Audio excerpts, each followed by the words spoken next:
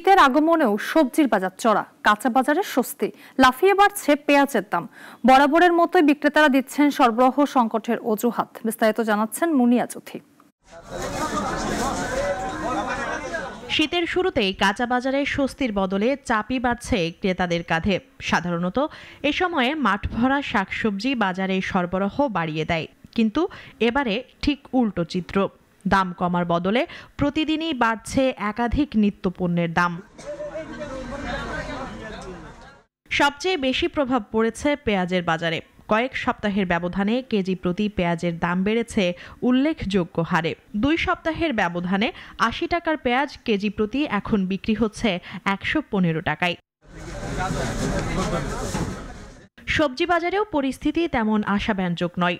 Tomato, ফুলকপি, বেগুন থেকে শুরু করে প্রায় সব শীতকালীন সবজির দাম রয়েছে 120 থেকে 160-এর ঘরে। ক্রেতাদের অভিযোগ, মৌসুমেও স্বাভাবিক দরে সবজি কিনতে পারছেন না তারা। না, আমি আসলে চেষ্টা করি যে জিনিসগুলো কম্পারেটিভলি বাজারে বেশি প্রাইস থাকে এগুলো অ্যাভয়েড করার। মানে এখনো ভালো মতো এখনো হয় নাই বাজারে, সবকিছু না আসে নাই বা নামে নাই, এই জন্য হয়তো একটু দামটা একটু বেশি।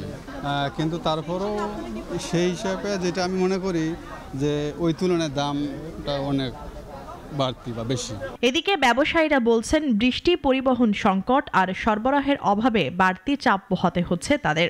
এই যে কয়েকদিন আগে একটু কমই ছিল, বৃষ্টি হওয়াতে একটু দামটা বাড়তি। আমদানি কম দাম বেশি, আবার আমদানি বেশি হলে দাম কম হয়। ঠিক আছে, কাঁচামালের সিস্টেম সেই রকম, আমদানি বেশি দাম কম, আমদানি কম দাম বেশি।